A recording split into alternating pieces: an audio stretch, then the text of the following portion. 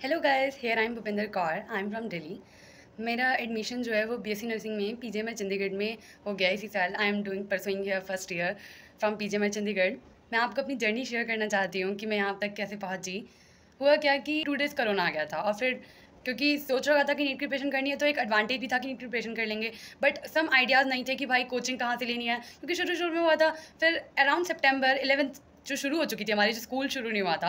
मेरा राजकीय प्रतिभा विकास में एडमिशन हो गया था but school is not open तब तक चलना हो। सो मैंने अपनी तैयारी तो शुरू करी एज अ कोचिंग इंस्टीट्यूट जो घर के पास ही था। एक मतलब भैया पढ़ाते थे मेरे, तो वहाँ से मैंने पढ़ना तो चालू किया। फिर क्या हुआ, 11th हमारी कोरोना में ही गई, क्योंकि मैं 2020 में अपनी 10th ख़त्म की थी जब कोरोना लगा था। 2021 में कोरोना में गया। देन 12th का टाइम आ गया। 12th की वो फर्स्ट डेट जो है वो 1 सितंबर थी, जब हम पहली बार हाई स्कूल के स्कूल्स गए थे। तो वो फीलिंग भी अलग ही थी। पहली बार नया स्कूल था, मतलब स्कूल चेंज किया था मैंने। राजकीय प्रतिभा विकास में एडमिशन लिया था हाई स्कूल में मैंने, वो भी रोहिणी सेक्टर 21 से फ्रॉम दिल्ली। देन आपने सुना होगा स्कूल के बारे में। तो हुआ क्या, मैंने उस स्कूल में जब एडमिशन लिया तो बहुत, उसमें भी मेरिट के बेस पर एडमिशन हुआ। 85% से अबव चाहिए होता है, तो मेरे आए थे 10th में। तो स्कूल शुरू हो गए, तैयारी तो हम कर ही रहे थे नीट की। अराउंड जब हमारे बोर्ड्स खत्म हुए 12th के, तो 15 डेज़ का गैप था नीट के 2022 में। प्रिपरेशन इतनी अच्छी नहीं थी बट दिया फिर भी। तो पेपर देने के बाद मतलब ये था कि करना यही है, तो मम्मी पापा को कन्विंस किया कि मुझे ड्रॉप लेना है, तो वो मान गए ड्रॉप लेने के लिए। फिर मैंने ड्रॉप की तैयारी करना शुरू कर दिया। मैंने पीडब्ल्यू का यकीन बैच लिया, क्योंकि मेरी क्लास के काफ़ी बच्चों ने बैच लिया हुआ था।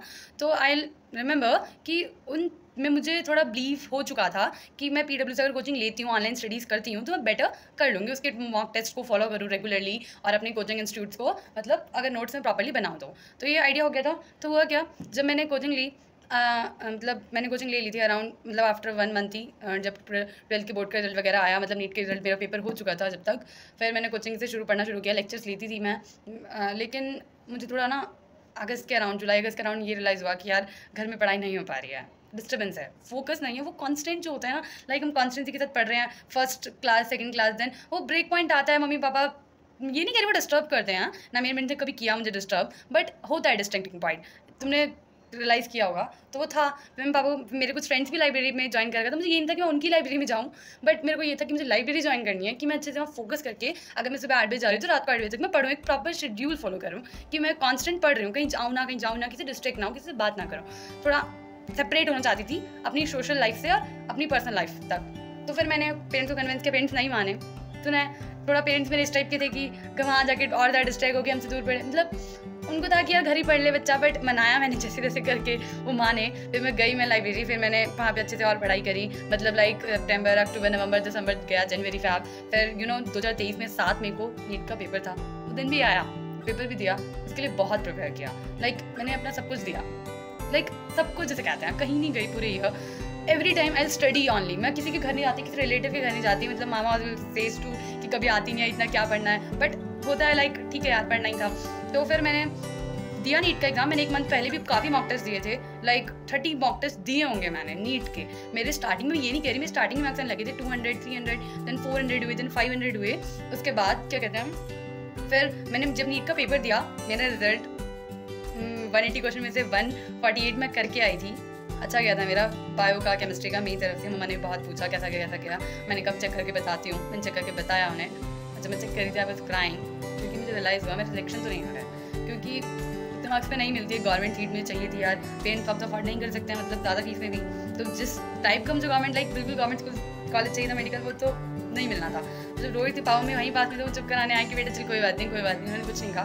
मतलब हुआ क्या, उस दिन मेरा भाई भी घर पे था, क्योंकि मेरा भाई चंडीगढ़ में जॉब करता है। फिर भाई ने अकेले में समझाया कि कोई बात नहीं, तो तेरा ये खराब हुआ है, तेरा नेक्स्ट मैंने एम्स स्पेशल का पेपर रखा था, वो 12 जून को था। उसने कहा कोई नहीं, तो उसके लिए प्रिपेयर कर अच्छे से, तो उसको मत खराब होने दे। अब तेरा ये खराब हो गया, बट दिल में वो ब्रेकिंग पॉइंट जो था ना, उसको निकालना it's not easy, it's hard to day by day. वो बहुत हार्ड होता जा रहा था, मतलब रातों में नींद क्या चैन तक उड़ चुका था।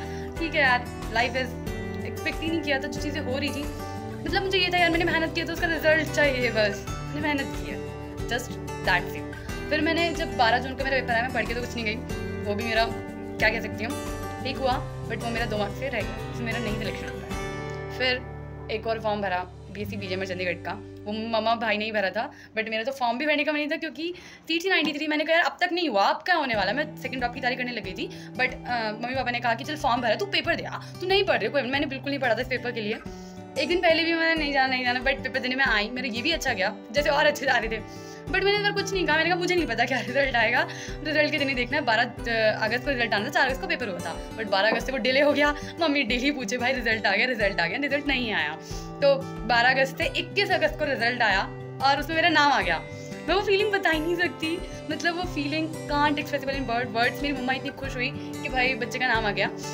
देन हमें 23 को रिपोर्टिंग के लिए बुला रखा था और 25 को डॉक्यूमेंट वेरिफिकेशन थी, फिर हमने वो करी और फिर मेरा काउंसलिंग भी नाम आ गया। I am selected in finally BSc PGMH Chandigarh and उन्होंने हमें बोला कि 1 तारीख से अपना बैग लेके आ जाना, you are joining start and my journey will be started here from BSc PGMH Chandigarh से मैंने स्टार्ट की। मेरे लिए ये था ऑलवेज कि अगर मैंने मेहनत की है तो मुझे उसका फल मिले, और मुझे उस मेहनत का अगर ये फल मिला तो आई वॉज हैप्पी कि मैंने मेहनत की थी। अगर मुझे फल नहीं मिलता तो मुझे ऑलवेज ये रहता है कि मैंने एफर्ट्स किए, वो एफर्ट्स कहाँ हैं, बिकॉज हम इतनी मेहनत कर दें और लास्ट में एक रिजल्ट ना मिले तो वो ब्रेकिंग पॉइंट होता है। आई फेल्ट दैट, और ये बहुत से लोगों ने फेल्ट किया भी होगा। मैं अपनी जर्नी को यहीं से शेयर करना चाहूँगी, आगे की जर्नी दिखाना चाहूँगी अपनी यहाँ की as a nursing diaries. I will share with you all of you. Thank you so much guys. Like करना, शेयर करना, कमेंट करना।